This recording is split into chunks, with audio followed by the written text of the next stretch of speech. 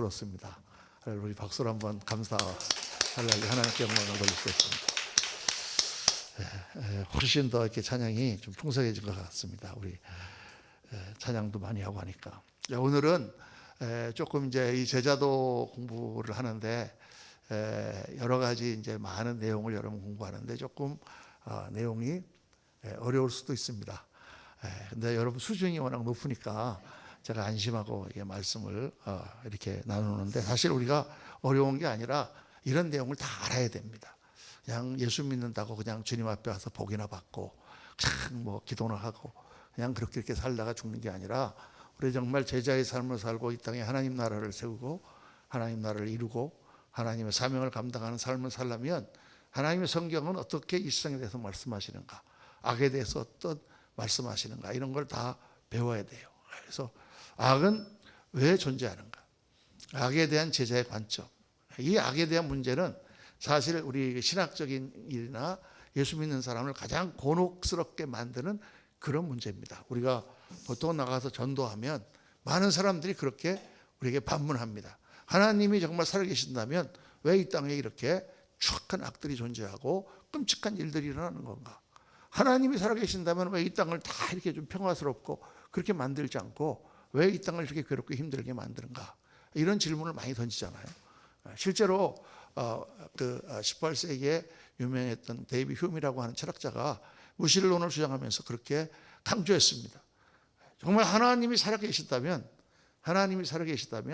그리고 그가 선하시다면 왜 이 땅에 이런 악이 존재하는가?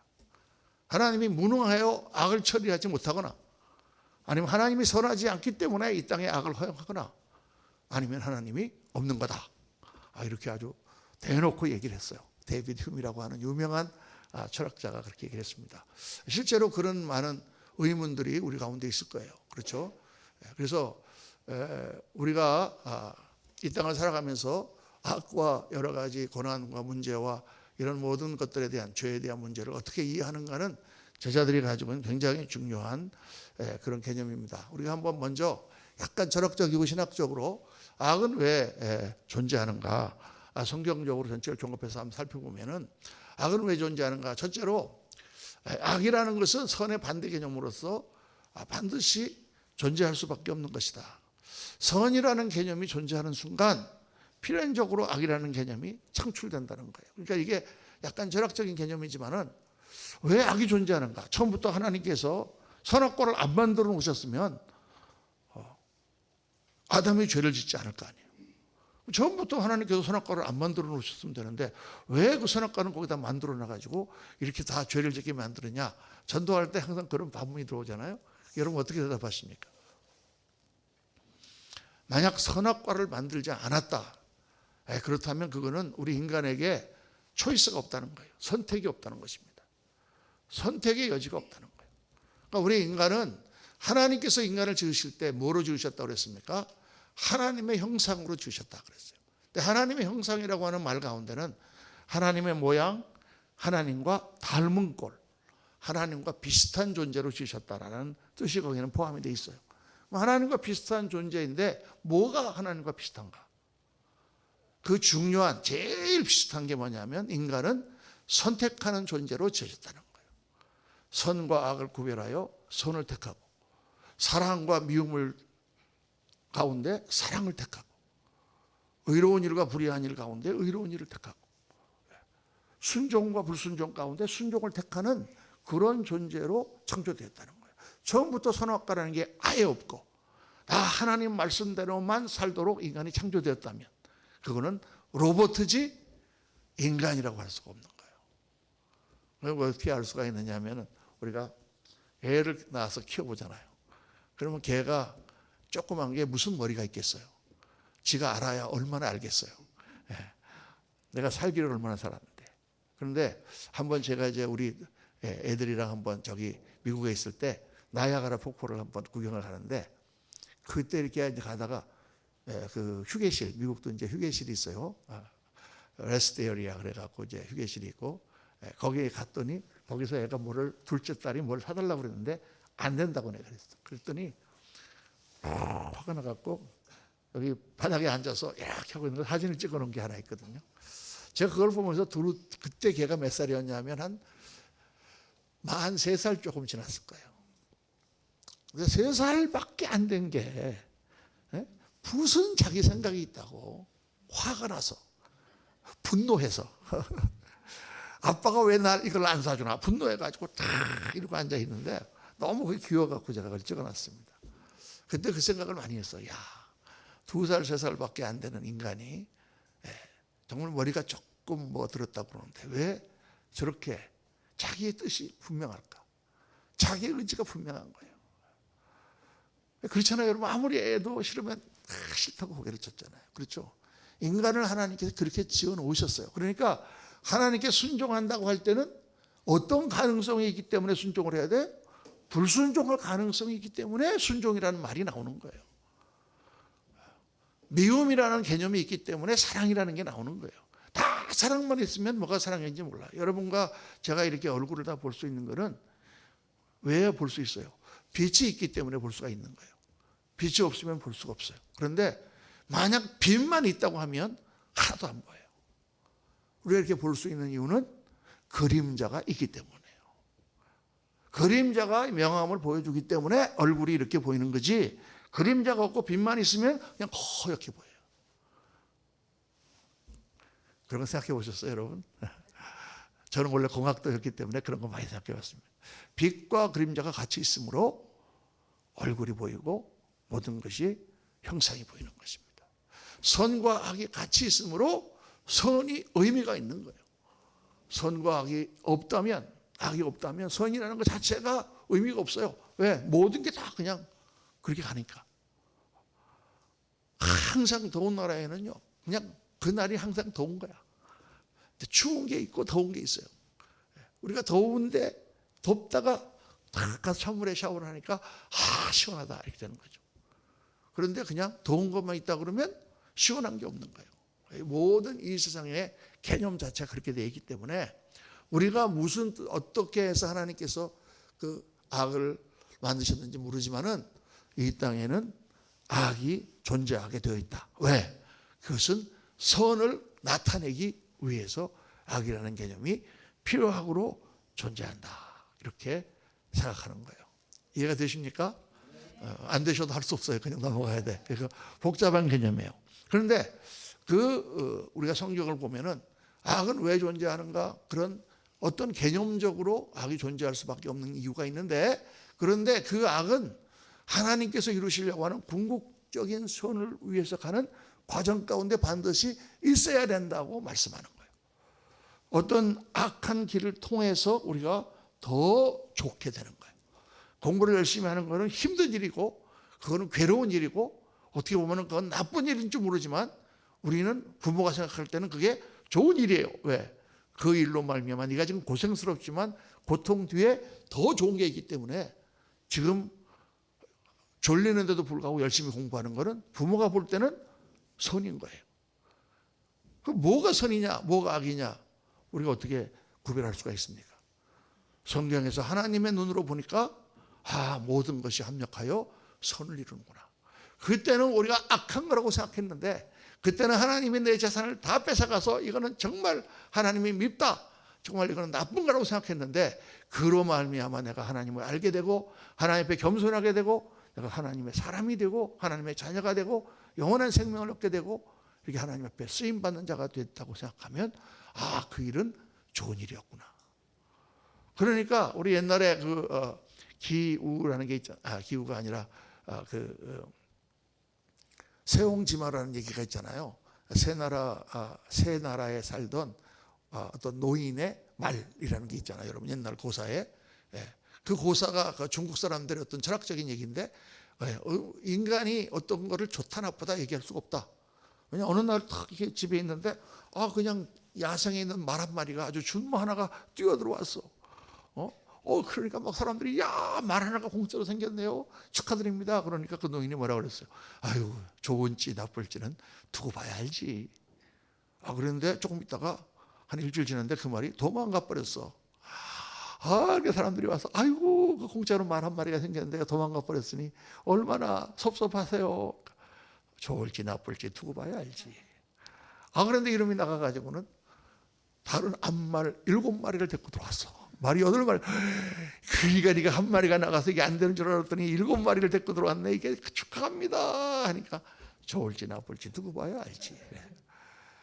그게 세옹지마예요. 그러니까 그 말이 많으니까 얼마나 좋아요. 그러니까 그 아들, 외동 아들이 하나 있었는데 이 아들이 그 말 타고 막 타고 다니다가 떨어졌고 다리가 떡 부러졌어. 그러니까 사람들이 와서 이게 무슨 일입니까? 저놈의 말 때문에 이 아들이 다리를 절뚝거리는 사람이 됐습니다. 좋을지 나쁠지 두고 봐야 알지. 근데 어떻게 했어요? 갑자기 전쟁이 터져가지고 노랑키가 막 쳐들어왔는데 남자들은, 젊은 애들은 다 끌려서 군대 가서 전부 죽는데 얘는 다리를 쩔뚝거리니까 병종을 받아갖고 안 갔어요. 그래서 이제 세옹지마라는 게 좋을지 나쁠지 두고 봐야 알지. 저는 그걸 나중에 성경을 읽고 나서 보니까 성경적이에요, 여러분. 굉장히 성경적이야. 우리가 어떤 일이 생기면은 그냥 조금만 좋은 일 생기면은 신난다. 조금만 되면은 그냥 막 이런다 하지만은 좋을지 나쁠지 누가 알고 계세요? 하나님만이 알고 계시지. 그게 지금 나쁜 일처럼 보여도 내가 그 가운데 정말 하나님을 더 의지하고 더 좋은 길로 가면 우리 로마서 8장 28절의 유명한 말씀, 하나님을 사랑하는 자, 그 뜻대로 부르심을 입은 자들에게는 모든 것이 합력하여 선을 이루느니라. 할렐루야. 그러니까 이 악이라는 것이 지금 우리 눈에는 악처럼 보이지만은 하나님이 사랑하시는 자들은 그걸 통해서 궁극적으로 선으로 간다, 이렇게 해석할 수가 있다는 것입니다. 또 보면은 악은 우리가 볼 때는 힘들고 고통스러운 모든 것들은 훈련을 위한 과정이다. 나중에도 제가 한 번 더 말씀드리겠지만은 어떤 일을 하려면은 반드시 고난의 과정을 겪어야만 그 일이 성취가 되잖아요. 열심히 애들이 공부하는 거는 그거는 힘든 일이지만 대학을 입학하는 영광이기 때문에 그거는 필요한 과정이잖아요. 올림픽에 나가는 선수들이 어떻게 해요? 그냥 대능 선수촌에서 훈련을 그렇게 막 받고 그렇게 해서 가서 메달을 따는 것이 그 과정이, 우리가 예수 믿고 우리가 정말 어떻게 우리 옛사람이 변합니까? 우리 옛사람이 변하지 않아요. 옛날에 미국에 우리 김동명 목사님이라고 아주 훌륭한 침례교 목사님 계셨는데 그 부인이 안희숙 사모님이에요. LA에서 목회하시다가 이제 샌프란시스코로 와서 목회하셨는데 그 사모님이 굉장히 연세가 많으신 게 목사님보다 12살이 많으세요. 아니, 사모님이 많으시다고 목사님이 많으신 게 아니라. 그런데 아주 그냥 평생 그렇게 해로를 잘 하셨는데 그 사모님이 유명한 글을 썼어요. 죽으면 죽으리라. 그 목사님 사모님이 결혼을 해가지고 개척교회를 하면서 다 그 할 때에 그 과정을 다 죽으면 죽으리라 라는 책을 써가지고 옛날에 우리 신앙 한 3, 40년에 하던 분들은 많이 읽었는데 그 책을 쓰시고 한 10년, 15년 있다가 책을 또 한 권 썼는데 그 제목이 뭐냐면 죽어요. 그런데 안 죽어요. 내가 죽어야 되는데 안 죽는다는 거야. 그런 내용이 쭉 거기에 성경 말씀을 써놓으셨습니다. 그 간증이랑 해놓으셨는데 굉장히 은혜가 되죠. 그런데 정말 그 사모님 말씀처럼 죽어야 되는데 안 죽어요. 옛사람이. 우리 죄가 사그라지잖아요. 그런데 그 우리 옛사람이 어떻게 죽느냐? 어떻게 죽습니까? 고생을 해봐야 죽어. 완전히 그냥 하나님 두들겨 맞아가지고 그냥 밑바닥에 가면은 다 죽습니다. 그래서 우리 목사들이 금식 기도를 장기 금식하잖아요. 저도 이렇게 21일 금식 기도를 3번 해봤는데 기도를 하고 나서 제가 느끼는 거는 그게 정말 힘들어요. 정말 2번 다시 하고 싶지 않은 그런 그 금식 기도지만은 그 기도를 하면은 제일 바뀌는 게 뭐냐? 욕심이 다 없어져. 욕심이. 모든 욕심이 없어져. 하나님 앞에 제물을 드릴 때 기름하고 내장을 드리잖아요. 속죄물을 드릴 때 그걸 태우잖아요. 하나님 앞에. 기름과 내장이 다 빠져요. 속이 다 하나님 앞에 쏟아부어지고 온 세상이 무채색으로 변하고 그냥 목회고 뭐고 다 소용이 없고 그냥 동치미 국물에 미음 한 숟갈만 먹으면 소원이 없겠다 이렇게 그러면서 이제 하나님께서 깨닫게 해주시는 거죠. 이 세상의 모든 것이 헛되고 헛되고 헛되니 헛되도다 말이 무슨 말인가. 그런 훈련 과정을 일부러 자청하게 들어가는 거예요. 과정을 통해서 엄청난 고난과 어려움을 당하고 나니까 고난받는 것이 내게 유익이라.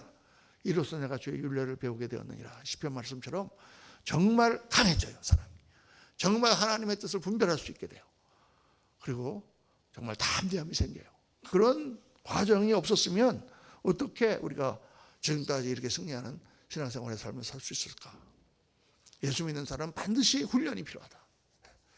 많은 분들을 제가 보면은 훈련받고 계신 분들이 많아요.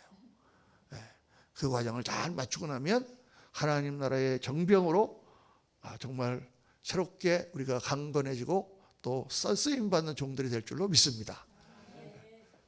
네 번째 중요한 개념 하나는요. 제가 이거보다 이제 신학책에 보면 더 많은 게 나와 있는데 제가 간단하게 줄였어요. 제일 중요한 게 하나님의 고통이라는 거예요. 저는 이거를 전혀 그전에는 몰랐어요. 제가 전 목회를 한 10년 할 때까지는 몰랐어요. 그런데 제가 프린스턴 신학교에서 공부를 하면서 이 과목을 다루게 됐어요. The Problem of Evil이라는 악의 문제에 대한 과목을 공부를 하면서 그거를 갖고 논문을 쓰다가 이거 깨달았어요. 왜냐하면 그때 큰 사고가 하나 났거든요. 교회에.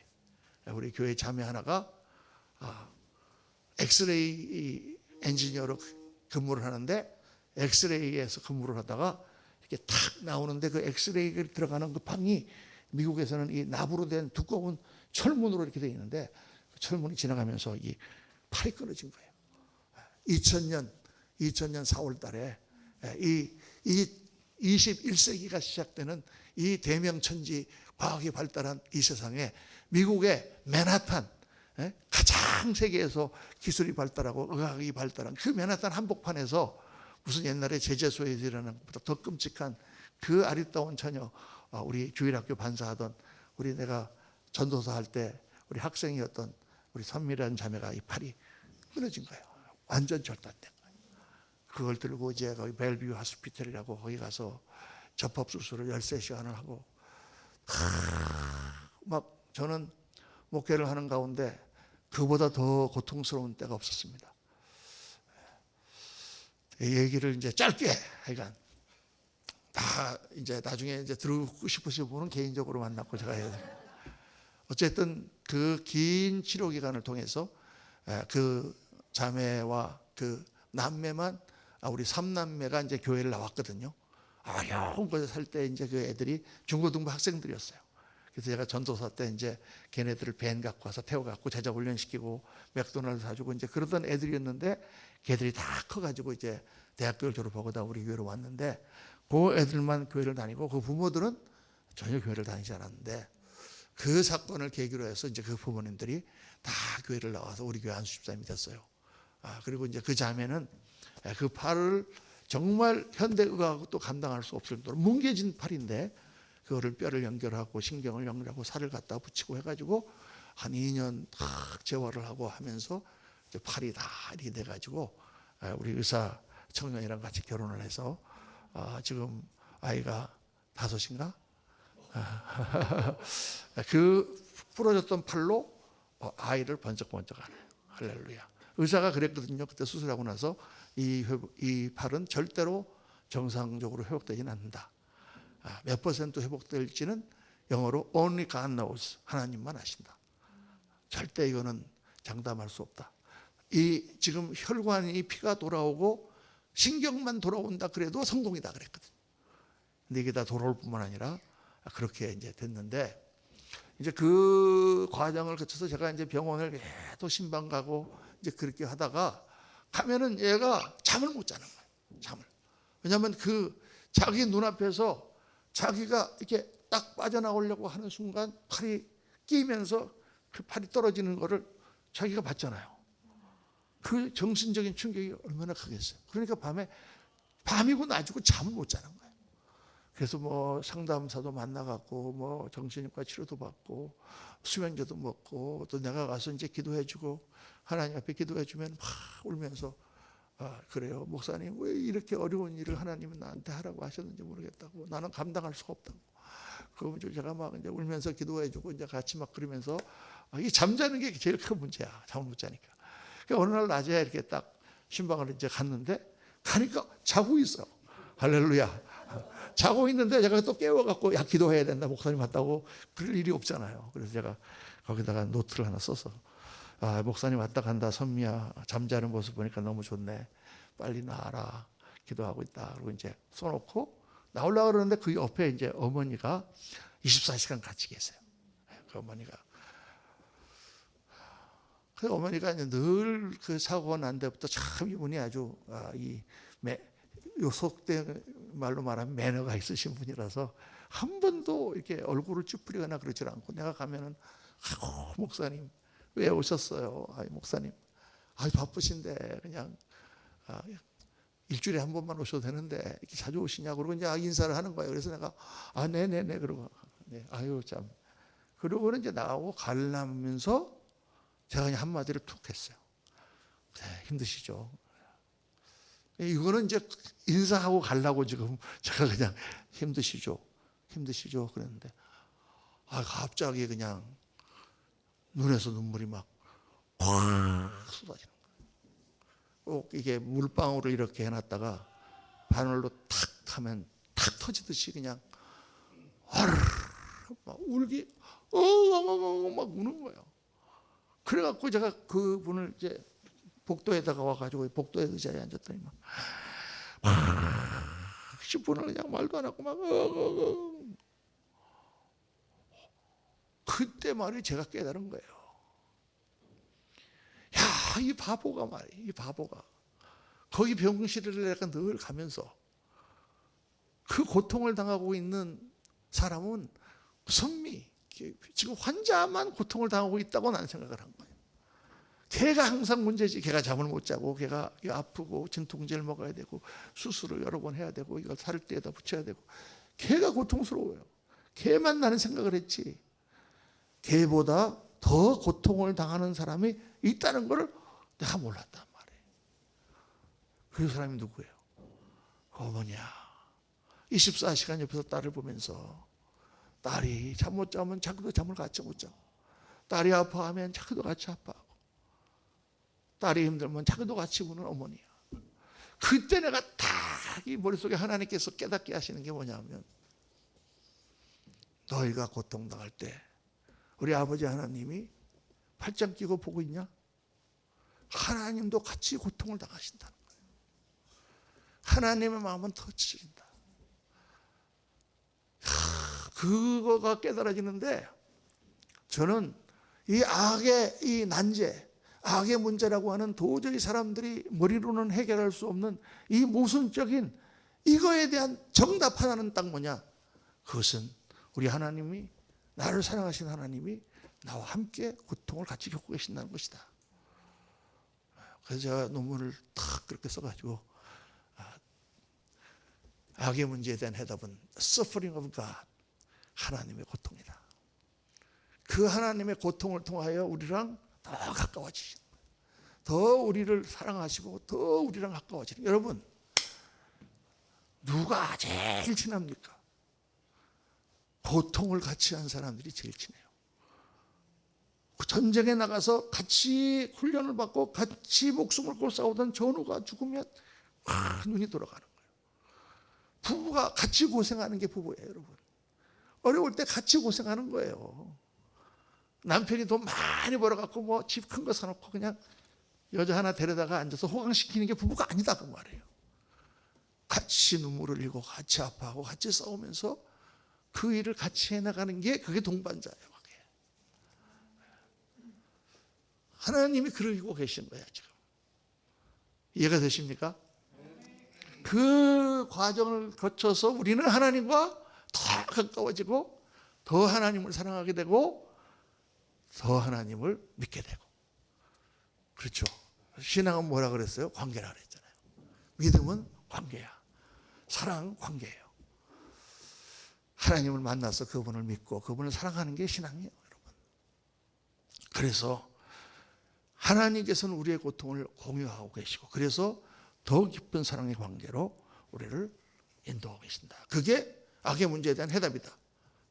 자, 그렇게 우리가 딱 깨달음이 왔으면, 자, 그러면 하나님은 악을 어떻게 처리하시는가?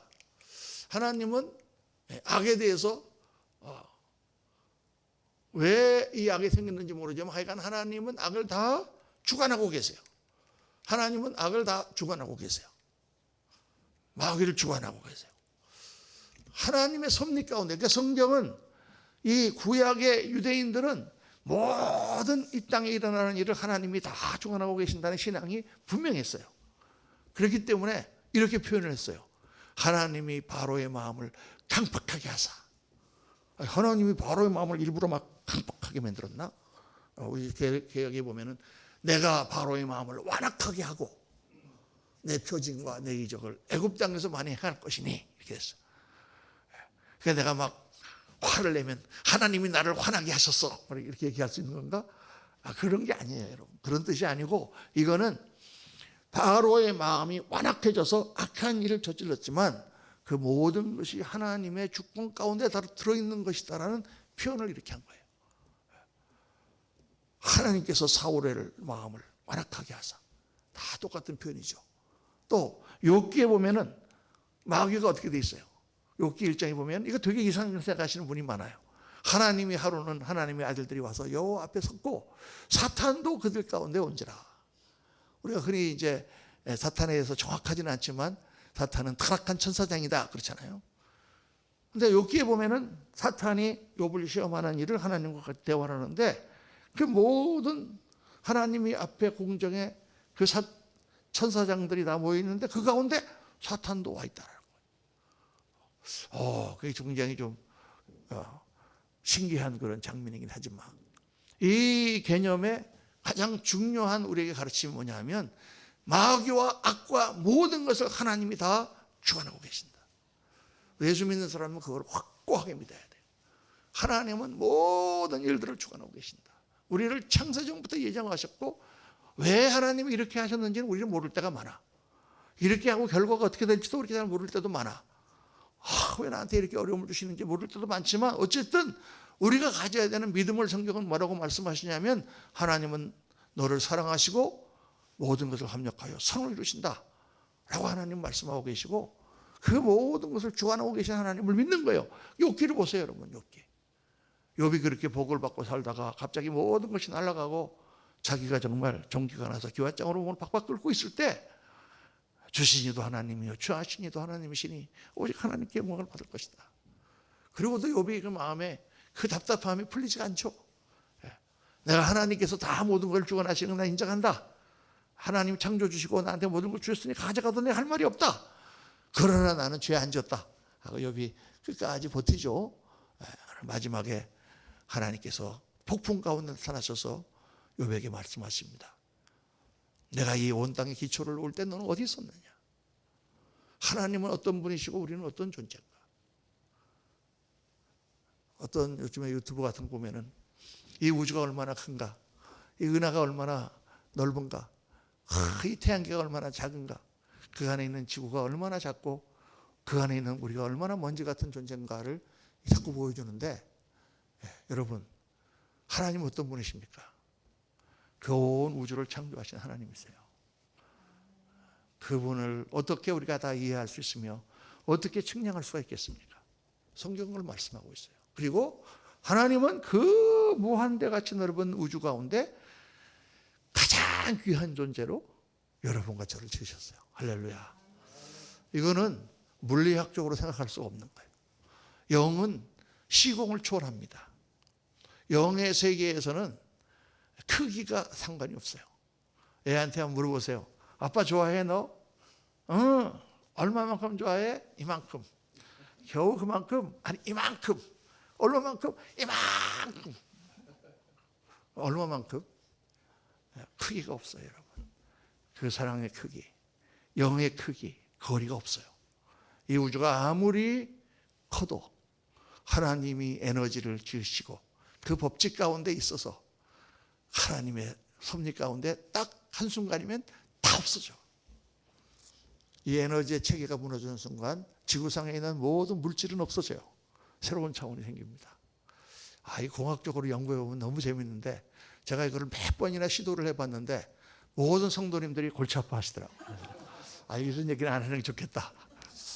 그런데 정말 이 양자물리학으로 들어가서 물질의 모든 것들을 파악하고 그런 거를 연구해 보면은 너무 신기해요, 여러분. 스티븐 호킹 얘기했잖아요. 우주는 에너지다. 질량은 에너지로부터 나왔다. 이게 무슨 말씀인지도 모르는 분들은 빨리 그냥 지나가십시다. 어쨌든 신 하나님이 우리를 그렇게 사랑하고 계시고 우리를 위하여 이 우주를 지으셨다고 성경은 말씀하고 있어요. 참 놀라운 사실이죠. 그래서 우리가 이 악의 문제를 생각할 때 항상 깨달아야 되는 것은 하나님은 이 모든 것을 주관하고 계신다. 틀림없는 사실이에요. 우리가 믿는 하나님은 좋고 나쁜 거, 죽고 사는 거, 모든 것을 하나님은 다 알고 계시고 주관하고 계세요. 우리는 이해하지 못하지만, 우리는 왜 병이 걸려서 내가 빨리 죽어야 되는지 모르지만 하나님은 다 알고 계시고 주관하고 계세요. 둘째는 예수님이 이 땅에 오신 목적을 성경은 말씀하고 있습니다. 뭐라고 말씀하고 있냐면 요한일서 3장 8절 한번 같이 읽어보겠습니다. 죄를 짓는 자는 마귀에게 속하나니 마귀는 처음부터 범죄함이라 하나님의 아들이 나타나신 것은 마귀의 일을 멸하라 하십니다. 여러분, 예수님이 이 땅에 오신 것은 십자가를 지시고 우리를 위하여 죽으심으로 말미암아 우리를 구원하시려고 하는 목적이지만 그 목적 가운데 중요한 목적이 뭐냐면 마귀의 일을 멸하시는 거예요. 말씀은 나와 있잖아요. 하나님의 아들이 나타나신 것은 마귀의 일을 멸하라 하십니다. 하나님께서 마귀를 지금 멸하려 하시는데 누구를 사용하시느냐? 예수님을 사용하신단 말이에요. 근데 예수님이 하나님이실 때 마귀를 멸하시지 않고 예수님이 인간으로 오셔서 마귀를 멸하시는 거예요. 그러니까 처음에 예수님이 세례 요한에게 성령을 받고 세례를 받자마자 성령을 받고 나서 어떻게 하셨습니까? 바로 성령에 이끌려 광야로 나갔어요. 예수님이 하신 첫 번째 사역은 뭐냐면 광야에서 마귀와 싸우는 거예요. 마귀의 시험 세 가지. 돌이 들어 내가 하나님의 아들이거든 돌이 들어 떡이 되어라. 내가 하나님의 아들이거든 성전에서 뛰어내려 봐라. 높은 산으로 데려가서 내가 하나님의 아들이거든 네가 나한테 절하면 내가 이 세상 모든 걸 너한테 주리라. 그 시험을 예수님께서 말씀으로 물리치시고 우리가 그렇게 사탄 마귀를 물리쳐셔야 함을 시범을 보여주신 거예요. 예수님이 40일을 금식하시고 배고프셨을까요? 안 고프셨을까요? 어떤 사람은 하나님이 뭐 배가 고프시냐 안 고프셨을 것이다. 배고프셨죠. 왜? 육신을 입고 오셨기 때문에. 그분은 인간으로 오셨단 말이에요. 우리랑 똑같은 인간으로 오셨단 말이에요. 그래서 예수님께서 가서 그 고난 가운데 극한 상황 가운데서 사탄 마귀와 싸워 이기심으로 사탄 마귀의 권세를 파하시러 오신 것이 예수님이 오신 중요한 목적이라는 사실을 우리에게 가르쳐 주신 거예요. 그러니까 예수님이 사탄을 이기고 마귀를 이긴 것처럼 그 마귀를 이기는 일을 누가 해야 되느냐? 우리가 해야 되는 거예요. 우리가. 인간의 삶이 사탄 마귀와의 영적 전쟁터예요. 그 제가 영적 전쟁할 때 설명을 했지만은 이거 굉장히 중요한 거예요. 우리는 예수님 믿고 그냥 하나님 믿었으니까 하나님 자녀 됐으니까 그냥 앞으로는 그냥 룰루랄라 하며 살면 되겠다 이렇게 생각하십니까? 아니에요. 그때부터 피비린내 나는 영적 싸움이 시작되는 거예요. 나 자신을 이겨야 되고 옛사람을 이겨야 되고 죄악을 이겨야 되고 세상을 이겨야 되고 다 옆에 있는 모든 환경을 이겨야 되고 그 사람 계속해서 나를 괴롭히는 사람과의 그 싸움에서 우리가 선을 악으로 이기며 예수님의 말씀을 따르며 희생하며 그것들을 이겨나가는 게 우리 신앙의 삶이에요. 여러분. 그게 영적 싸움이에요. 마귀가 공격을 합니다. 병을 주기도 하고 어려움을 주기도 하고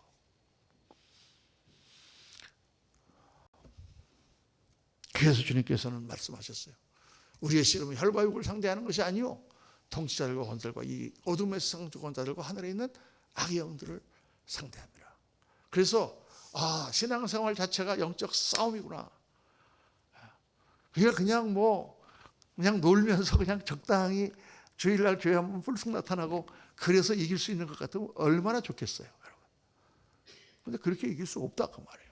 지금 아시안 게임이 있어가지고 우리 선수들이 나가가지고 막 금메달, 은메달, 동메달 따기 위해서 막 지금 열심히 싸우고 있지만은 그거 하기 위해서 어떻게 훈련을 받았습니까? 일주일에 한 번씩 그냥 잠깐 얼굴 비춰서 코치 얼굴 한번 보고 그러고 지금 나갔을까요? 아니에요. 합숙 훈련하면서 뭐 피나는 훈련 해갖고 나가도 지금 그 세계에서 제일 잘하는 사람들 왔는데 이길까 말까 한 거죠. 그냥 우리가 신앙생활을 어떻게 되느냐, 여러분 끊임없이 우리 안에 영적 싸움이 일어나고 있어요. 나에게는 죄를 향한 죄성이 계속 자리 잡고 있어서 좋은 것보다는 나쁜 것 생각하고 사랑하기보다는 미워하는 것 생각하려고 하고 누가 나한테 뭐라 그러면 화가 나고 이런 자신부터 시작해서 육신적인 유혹이 있고 또 세상에서 계속 나를 유혹하고 그렇죠. 환경들이 나를 막 괴롭히고 기도해도 응답이 안 되는 것 같고 기도가 영적 싸움이에요, 여러분. 몸은 아파 죽겠고 절망감이 오고 이 모든 일에 싸워서 이겨야 된단 말이에요. 또 그런가 하면 세상이 악하잖아요. 악한 지도자가 나타나서 악한 영으로 막 이 나라를 흔들어 놓고 그게 막 우리가 나라를 위해서 기도하고 막 영적으로 하나님의 역사가 일어나서 선한 영이 이 나라를 지배하게 없어서 여러분 역사를 보세요. 악한 영을 가진 사람들이 얼마나 악한 일을 했는가. 뭐 멀리 갈 것도 없이 뭐 히틀러 무슨 뭐 마오쩌둥 스탈린 어마어마한 사람들을 죽이고 악한 영이 사로잡혀 사람들의 생각을 다 하나님으로 떠나게 하고 지금 이 세상에 어떤 마귀가 역사하고 있습니까, 여러분? 하나님의 교회를 다 문 닫게 하는 지금 마귀의 역사가 하나님은 없다.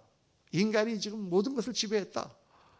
이걸 갖다가 사람들한테 막 세뇌시키고 하나님의 뜻에 어긋나는 자연의 법칙에도 어긋나는 막 동성애라든가 막 성별을 막 바꾸게 하고 막 세계적으로 막 무서운 세상입니다, 지금. 그러니까 이슬람에 있는 종교들이 저 서양 사람들은 마귀다. 기독교는 마귀다. 남자를 여자로 바꾸고 여자를 남자로 바꾸고 동성애를 하는 저거는 마귀다. 그래서 그 사람들을 막 폭탄 주고 마귀랑 싸우려고 지금 영적 싸움을 하고 있는 거야.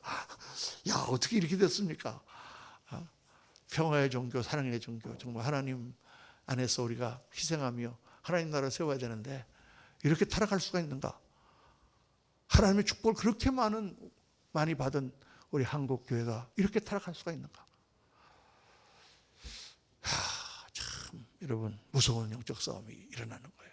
우리가 세상에 지금 나가서 가정도 그렇고 옆에 사업도 그렇고 직장도 그렇고 이거 하나하나들이 여러분 그냥 우리가 싸워 이길 수 있는 것 같으면 좋은데 그게 힘들잖아요.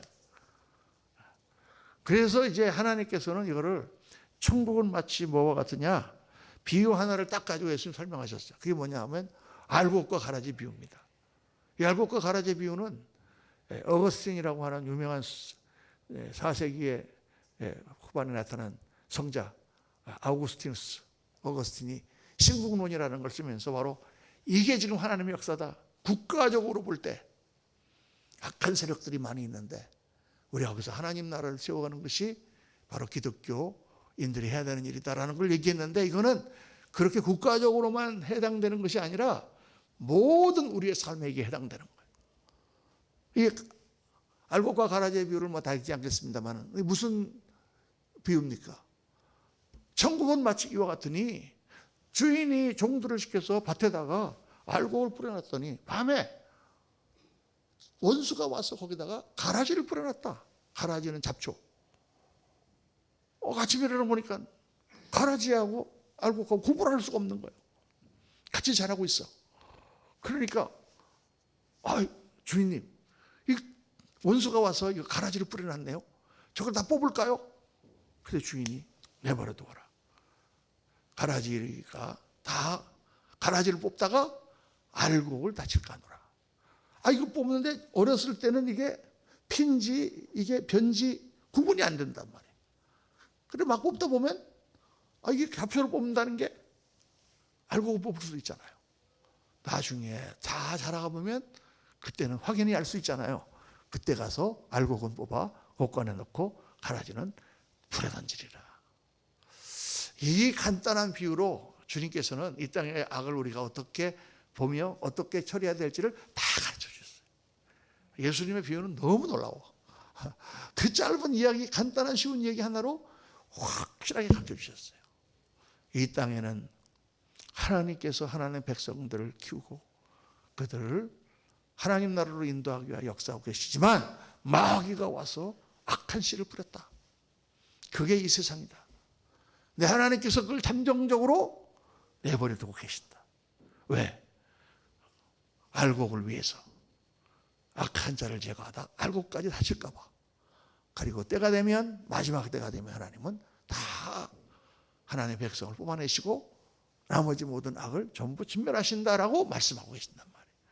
그러니까 악에 대해서 우리가 확실하게 깨닫는 것은 반드시 악은 하나님이 심판하시고 반드시 악은 멸하신다라는 그런 전제가 성경에는 깔려 있다.